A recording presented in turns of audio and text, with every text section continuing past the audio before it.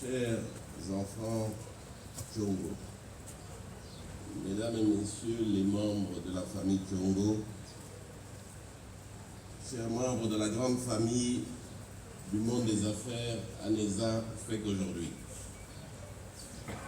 je n'aurai certainement pas les mots appropriés pour exprimer la tristesse et la douleur que j'ai ressentie en apprenant le 1er février que Dieu le Tout-Puissant avait décidé de rappeler auprès de lui le président Gilbert Tchongo, notre président.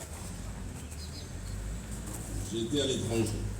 Après quelques vérifications, je me suis rendu à l'évidence et j'ai accepté avec résignation cette bouleversante nouvelle. L'Éternel a donné, l'Éternel a repris, que le nom de l'Éternel soit béni.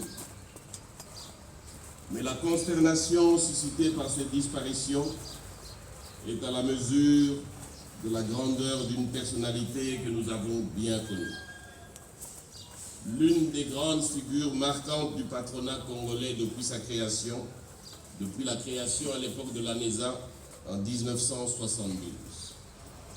Ce patronat congolais, il en a été le 3e président national, au moment où on s'appelait encore ANESA, de 1979 à 1981, et dont il est resté administrateur de façon ininterrompue de 1972 à 1997.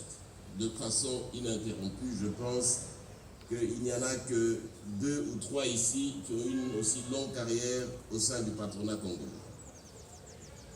Son mandat de 1979 à 1981 peut bizarrement paraître court. Et il y a lieu de penser que ce fut un passage éclair qui n'aurait pas marqué notre fédération. Eh bien non. Eh bien non, c'était mal connaître ce qu'était Gilbert Tchongo. Bien au contraire, en 2 ans de mandat et toutes ces longues années d'administrateur, en tant que patron de patrons, nombreux sont encore ici présents pour en témoigner. Il a marqué plus d'un et laissé des souvenirs inoubliables dans la mémoire collective des opérateurs économiques de ce pays.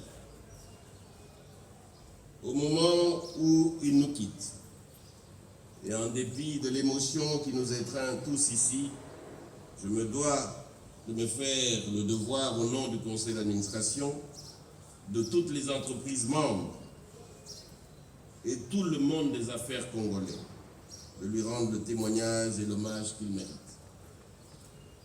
Il est vrai, comme toujours, on dit que ce témoignage aurait dû être fait de son vivant, pour qu'il réalise à quel point il a marqué de son empreinte les esprits de ceux qui l'ont côtoyé à quelque niveau que ce soit.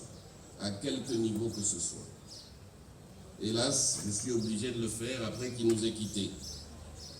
Et c'est finalement à vous ici présents, devant lui, que je vais aussi adresser ces mots dédiés à la mémoire de notre parent, de notre frère, et pour moi, d'un grand frère et d'un ami, Gilbert Tchongo.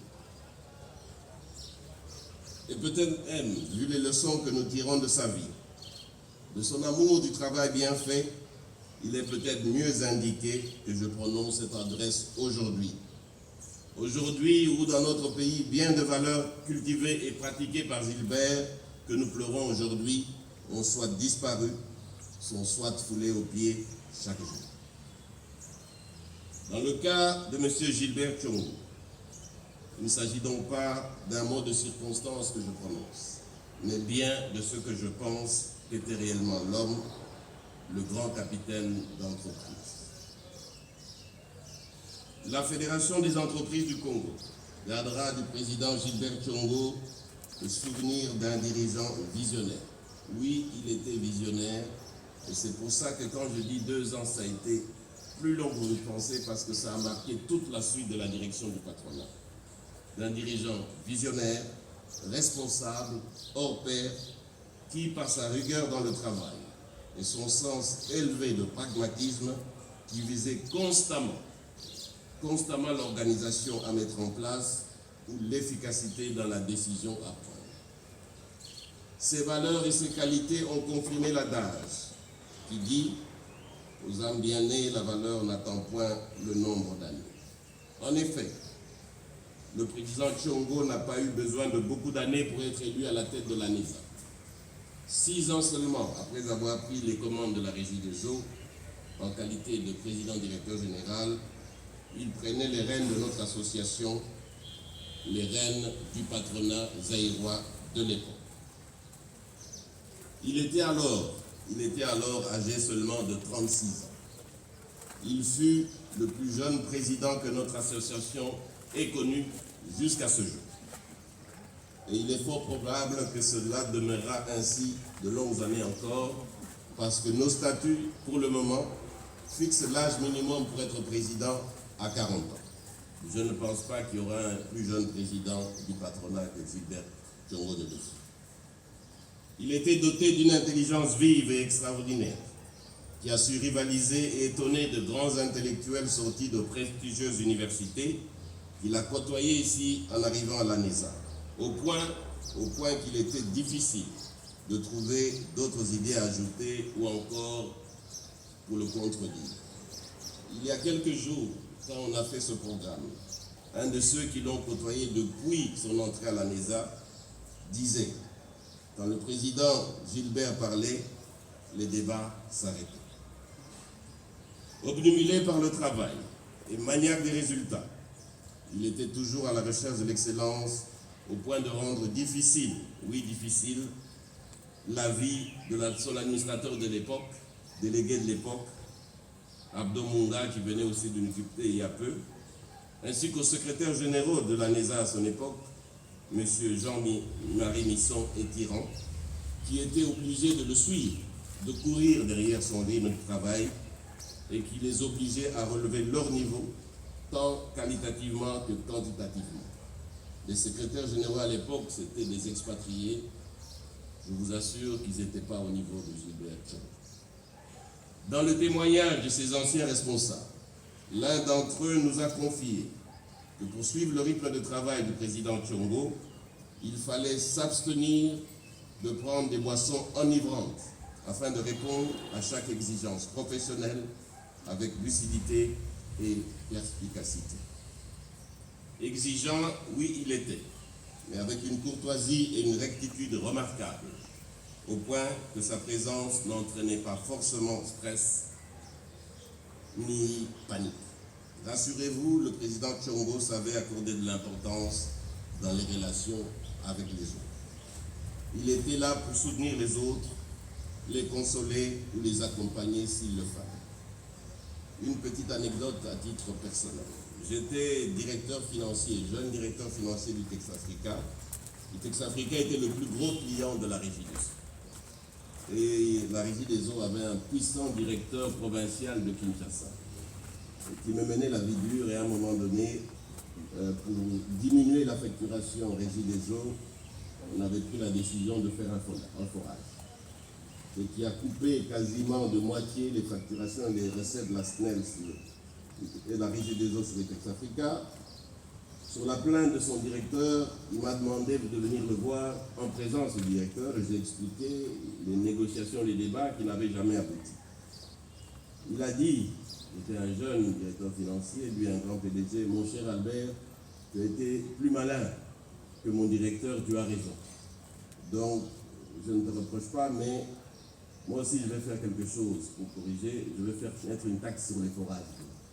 Voilà ce qu'était Gilbert Tshongo. Sans vouloir évoquer la Régie des Eaux, dont on va certainement parler tout à l'heure, je voudrais seulement relever ici qu'il est de ceux qui ont marqué l'histoire de cette entreprise comme du patronat zaïrois à l'époque. Il a été le seul à diriger une entreprise pendant 26 ans, et cela jusqu'à l'avènement de l'AFDL. Et vous vous souvenez sans doute qu'il a été le seul PDG d'entreprise du portefeuille de l'État qui avait été applaudi à la conférence nationale souveraine et qui avait gardé son poste après la conférence nationale souveraine. C'est tout dit. C'est ici le moment sans doute de se poser la question. si nous rencontrerons encore des hommes de cette carrure, qui, après avoir été PDG d'une des plus grandes entreprises de ce pays, avaient accepté, à l'arrivée de l'APDL et après un injuste passage à la prison de Bacala, de rentrer comme conseiller dans la même entreprise, pour ensuite faire partie de l'équipe des consultants de la Banque mondiale, qui pourtant était réputée ne recruter que de grands docteurs. Quelle humilité, quelle modestie.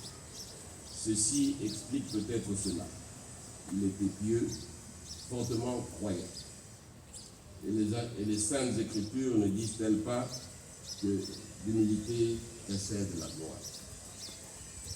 Parce qu'en effet, après, Gilbert Thiong'o sera appelé aux fonctions de ministre de l'énergie, sous la tutelle duquel se trouvait la régie des eaux.